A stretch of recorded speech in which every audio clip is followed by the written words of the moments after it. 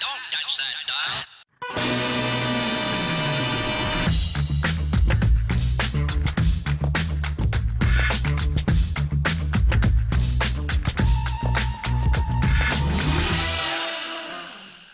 Welcome to another edition of Kickin' It with Clovis, and I have two very special guests with me from the Coal Creek Boys.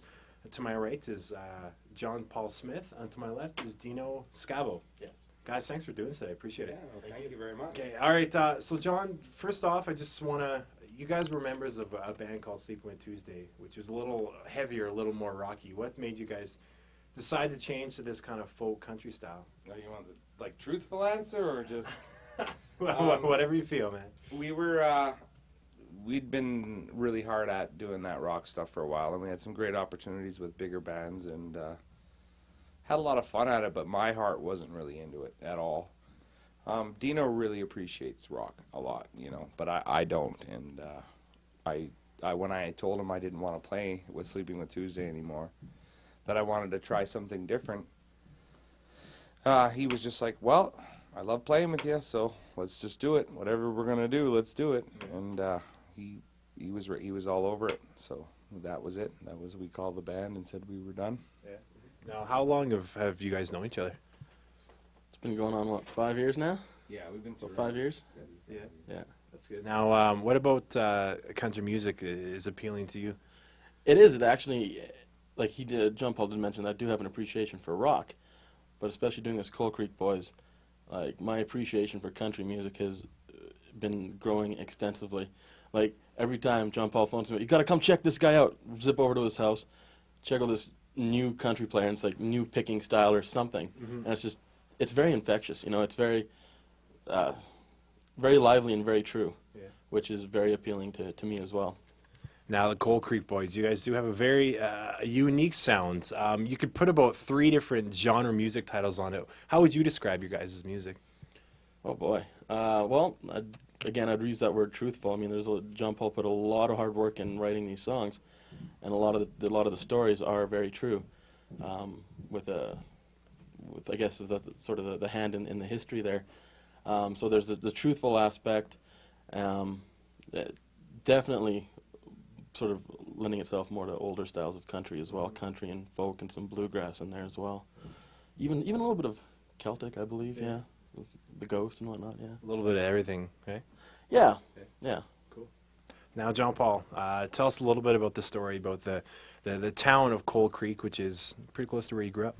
Yeah, I grew up in the Elk Valley, and Coal Creek had always been a legend of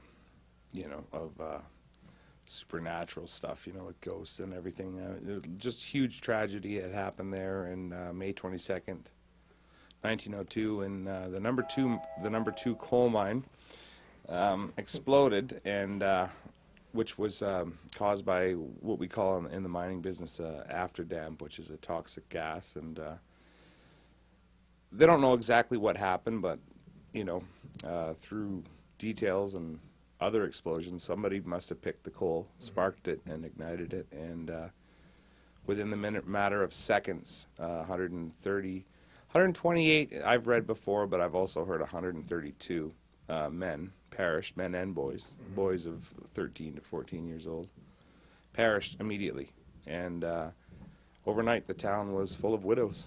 You know, and mothers without their children or their husbands, and it's just a tragic story, and there's nothing there anymore at all. I went up there this summer and found a few little red bricks and a shovel head, and I went up there, and when I was writing the song, I went and played it there, you know, as respect, and kind of just wanted to make sure that, you know, they understood, or whatever, the spirits or the people, the respect that I was paying, you know, these miners, that I was doing it just for them and not for money or anything else, and it was a story that needed to be told. Yeah. Now, that song, May 22nd, 1902, which we'll get you to play in just a second here, was that knowing that story and actually seeing the result of it now? How difficult was that writing that song? It actually flowed like substantially well. I mean, I had to research some aspects of it, like you know, when the boiler room whistle blew, stuff like that. What happened, like immediately when the boiler whistle blew, all the townspeople in Coal Creek went right to number 2 mine shaft, you know. And so I just told the story through the boys of a young man who moved to the valley with his father, and his dad got a job in the mine, and then he became old enough to work in the mine, and his mother let him go, and he's basically saying, you know, don't forget about us. We're still here, you know. We're still here, and I'd like to see a plaque put there, and I'm working with the city of Fernie to get that done. You know, something, at least something. Yeah. So it's a little weird. Well, I think your song goes a long way for those people, though. So that's got to mean something, yeah, for them. I hope it does, because I mean, just some horrible, tragic stories, and there's hundreds of them, and not just Coal Creek. I mean, there's Morrissey. There was Balmer, which was Michelle Natel. Of course, we all know about the Frank Slide incident, Hillcrest, and even some stuff that happened in Drumheller and Lethbridge itself. You know, it's just a forgotten part of our past, and I really think that people need to be reminded of why we're here, like why we're out west and what brought us here. And I guess it was what they used to call in the old days clinker coal, you know, and that's what they were here for. Well, one of the good reminders is right on this disc that I'm holding right here, the debut album from Coal Creek Boys, Hard At It in Old Town. And if you guys would mind maybe just picking up a guitar or two, and we'll go through a little May 22nd, 1902. Sure. Sounds good? Yeah, let's do it.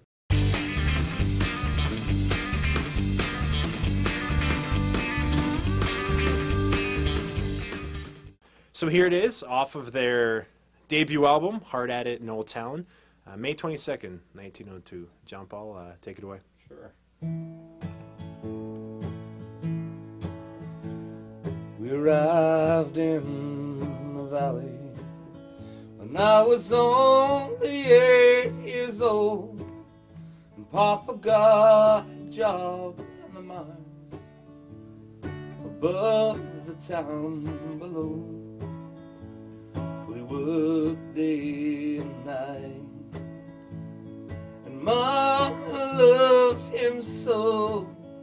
When I finally came of age, to the mine she let me go. Coal Creek, laced with black gold. Coal Creek, robber of many souls. There's your first course. There you go. That's so awesome. I just got goosebumps hearing that. That's crazy. Well, guys, I really appreciate you taking out some time today to chat with us. And, yeah, this is going to be a great CD. If people want to get the CD, how do they go about doing it? It's going to be available nationwide through HMV and iTunes, but here in Lethbridge, we'd like you guys to support Blueprint, which is an independently owned record store. Sure. And Lucky Star Guitars will also be selling them. Okay. Yeah. Perfect. Well, guys, thanks so much. You know, best of luck in the future. You got to be pretty excited. This thing, it looks like it's starting to gain a little bit of momentum for you guys. Yeah, it's starting to pick up right now, and it's a very exciting time right now, actually, for us. Cool. So look forward to what's coming. Awesome. Well, guys, I got to say, I love the disc. I had a chance to listen to it. My favorite song is Filth. Yeah. I was wondering if maybe we can finish off with a little ditty from the ending of that tune. It's a great ending to the song, and it kind of gives me the chills. So if we can do that, that'd be awesome. Sure. I'll just quickly use the guitar then. Sure, that works. I tried rehearsing this at the station too, so I'm hoping. It took me 7 or 8 times, but we'll see if we can get her going here. So. My name is Samuel Hickory Collins, but folks just call me Phil.